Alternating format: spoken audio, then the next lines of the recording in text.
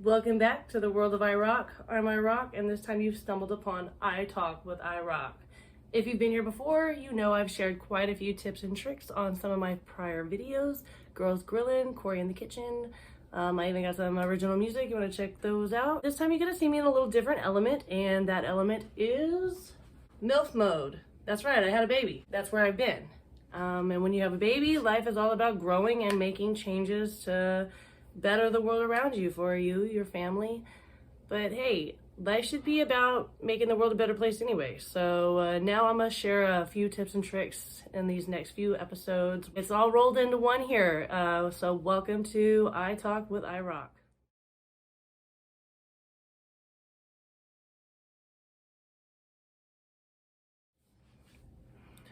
So when you have a baby, one of the less obvious things that comes with getting a baby is built-in weights. You get weights, and it grows with your strength.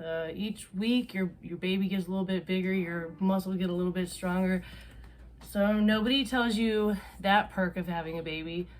Also, this car seat. This thing's heavy. I'm getting pretty good at swinging it around, even with the baby in it. My baby's pretty small still, about 7 pounds, 8 pounds maybe. He's getting bigger though every week. So every week we get a little bit better workout in.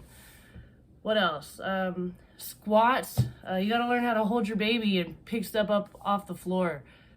I'm starting to get my little core muscles back. I still got this little pooch right here, but that's what I'm talking about, making better changes every week. So let's, that's it. That's all I have to say about that.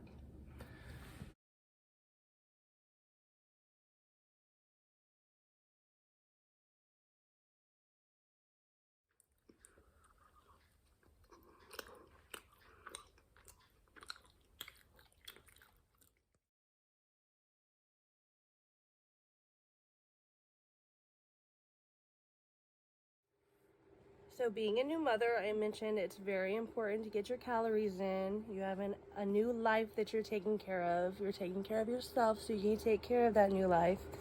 And whether or not you're breastfeeding, you will need some extra calories per day. Now, we just saw a clip of me eating a Hostess. They are my favorites, but those aren't the kind of calories that we are talking about. We want whole grains, proteins, healthy stuff to feed our mind, our body, so we can in turn feed our children. So without further ado, let's hop right into this cooking segment. Welcome to Corey's Kitchen. Today we've taken it outdoors. We're gonna grill up some fish. It's actually our leftover tilapia fillets from our fish tacos. If you tuned into that, again, thanks for joining me in all my videos, and hope you keep watching, because I got a lot more recipes for y'all. I already have my coals stacked up here in a nice pyramid. Can't be afraid to get them dirty, because that's a very important part of making your fire. I'm gonna take this lighter fluid and just douse your coals down a little bit. Also, you wanna douse yourself down with this. You're gonna light the top, it's gonna set the coals on fire, and eventually you're gonna knock it over and it's gonna keep your heat going. I have these HEB Instant Light with real mesquite, so they do kind of take a little bit more to light, but that's what your lighter fluid's for, okay? There. We just wanna get all this stuff out of the way here. Let all the coals catch fire and burn down to make embers. And that's how we keep our heat going. It's almost burnt down to where I need it to be, so I'm gonna go ahead and take my poking stick and give a little poke, and that'll make your flames come back up a little bit, okay? Look at it come back up to alive again. On the edges, how it's gray, that's how we want it to burn, and that's how we're gonna keep the temperature up on our fire. We're not gonna keep this fire burning this high the whole time. And it's gonna be a slow, steady burn, and that's how charcoal works. We don't want to just grill with that flame the whole time. So now our fire's about burnt down to put our fish on. I've closed the lid so it can build up heat inside. And this is what the fire is looking like. Very low flame.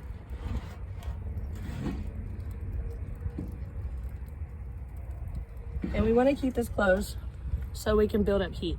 So what we'll be using today is the rest of our tilapia from our fish tacos. Because you're supposed to use it immediately after within the next day, you know, after it's unfrozen. This one, the vacuum pack is loose. So I'm actually gonna throw this away. I don't like that. Anytime you have food that the vacuum pack is compromised, the top of the lid, a dent in the can, that'll put you at risk of foodborne illnesses like botulism and salmonella. I'm just gonna take a plate, and I have a specialty seasoning, Luquette's. It's from Louisiana. We just happened to acquire some from a man that was coming through town here. Slice open our tilapia fillets, slide it out. If you tuned in for the fish tacos, you know that we cut these into little nuggets and fried them up. Today though, we're gonna leave them whole.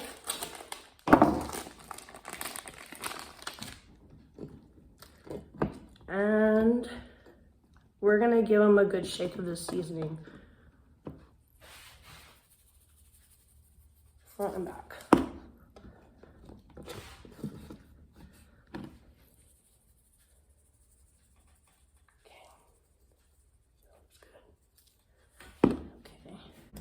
Also, I'm gonna try out this sauce, the Parmesan garlic wing sauce, but I'm gonna grill these up a little bit outside and then baste them with this. So let's take this outside and check out our fire. Now our fire did go down a little bit while we're in the house, but we're just gonna get our stick and poke it. I still hear it crackling in there. So we can go ahead, add some more of this.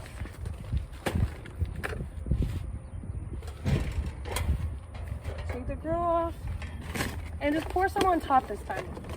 And they'll catch by themselves. Put this back on top. Close it up so we can start building up heat again. I'm gonna put our fish in this pan and then put it directly on the fire. And here we have our pan of fish. Need to keep that closed so we keep that heat in, and you can actually tell that, well, this is the way I tell because obviously I'm working with an antique, there's not even a bottom in this thing. I have foil over it, a pan, everything is holding my little flying saucer together, but we make some really good food together, so I'm not ready to throw them away yet. Like I said, if you look at the top of your grill, if you have an ancient piece of beast like mine, you can see the waves from the heat. Like, I measure with the fence. I'll just get down on the level and I can see the heat rippling the lines of the fence. Also, you can do the hand test. Don't just put your hand on there, you know, but gingerly touch it, make sure you can touch it, and see how many seconds can you touch the top of the grill. And right now, my heat is not high enough, so open it, push this out of the way, give a little poke with our stick. And hopefully these coals will catch fire again. I see them smoking, so there's still hope. There we go. There we go. Yeah. I'm having problems with my fire today just because I'm not used to working with the mesquite briquettes. They're a little harder to keep lit. So whenever you're first starting out barbecuing, I would definitely get instant light, plain old charcoal briquettes. And they normally light even without this. But this is always good to have on board when you're grilling too, because fires die. And that's an easy way to fix it back up. Always want to make sure your fire's still going. Keep the lid down as much as possible because you don't want to let the heat out. Anytime it dies down, just give the coals a poke. So it's been about an hour now that our fish has been on the grill. We're losing steam again, so I'm gonna poke it. I added this wing sauce about 10 minutes ago, and we still got some pretty good heat. And it doesn't necessarily have to be smoking out of the top as long as you have good heat. And this is what our fish looks like so far. It's almost ready. We can actually just pinch off a piece and see if it's ready. And it's not yet. See, it should just come right apart. The reason it is not ready, on my end anyway, is because the flying saucer sucks. I mean, that's all there is to it. If I had a grill that held heat in, there weren't holes in the bottom, this shit would be done already. But hopefully you're enjoying your fish right now and it fell right apart when you took a little finger test. I'm gonna have to wait a little bit longer, poke at my fire, keep it going. Okay.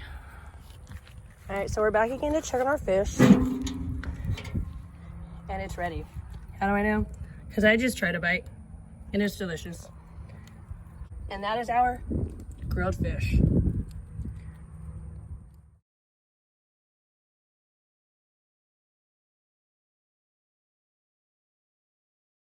Okay, so today on the Dookie, we have a product you probably already have in your household, except today I will show you a new use for it. I first heard about this life hack on social media, and now I'm going to share it with you. What we have here is Lysol Power Toilet Bowl Cleaner, 10-time cleaning power, blue bottle. This is the one you want, or it's not going to work. And now what we're going to work it on is not the toilet today. We're going to put it on our showers. So as you can see here, I live in the country and we have very hard water. It leaves orange all over our bathroom, and this is the magic power cleaner to get it off. Oh shit, okay, well I just broke it. But anyway, we can still use it like this, it's fine. Check it out though. It's gonna squirt it all over the place. On all the walls. Everything, just like this.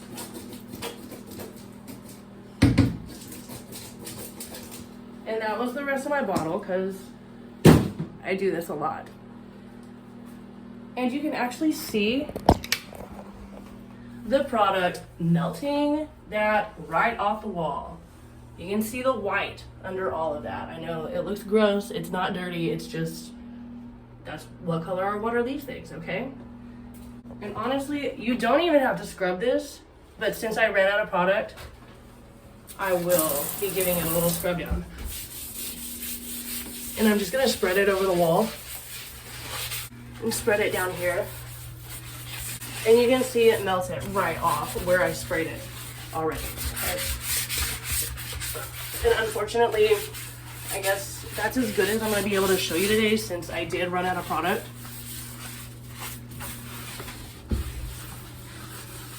But you can also see it works. And that's the Dookie. And what I do is I just go over it a few times just like that until all the orange comes off. And like I said, if I would have had enough product in that bottle, I would not even be having to scrub this. But since I did run out of product in that bottle, I'm just kind of spreading it around. I'm not really scrubbing. I just want it to get everywhere so it'll eat up all of that iron off my wall. And then when you're done, you just rinse it like any other normal cleaning product. Look at how white that is. With zero effort. Like, I'm just scooting this around. I'm really not scrubbing hard at all. Okay. Disclaimer though, it does kind of burn your fingers.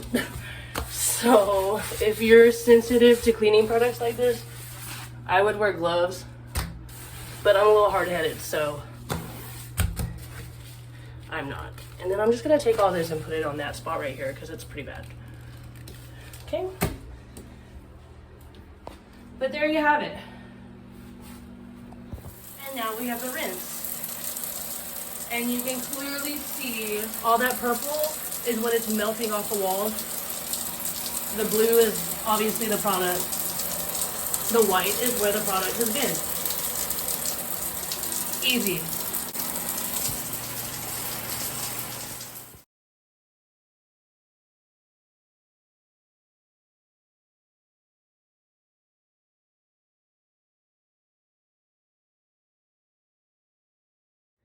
Cocaine cowgirls, whiskey boys, all stuck on a wagon wheel with too many toys. Playing like I'm in the wild, wild west. Let's make some noise, 'cause you've taken from me and no drugs or company is gonna change that. I've made up my mind, ain't no turning back. I'm selling my soul, I never needed that. Say, why can't you hear me? It ain't that, it's called won't. 'Cause you've got too many guns and I love the run, so tell me I won't. Cocaine cowgirls, whiskey boys, all stuck on a wagon wheel with too many toys. Playing like I'm in the wild, wild west. Let's make some noise, 'cause you've taken from me and no drugs or company is gonna change that. I said you've taken from me and no drugs or company is gonna change that. Well, that concludes our first show of Italk with Irok. Thanks for tuning in, and hopefully I will see y'all next week.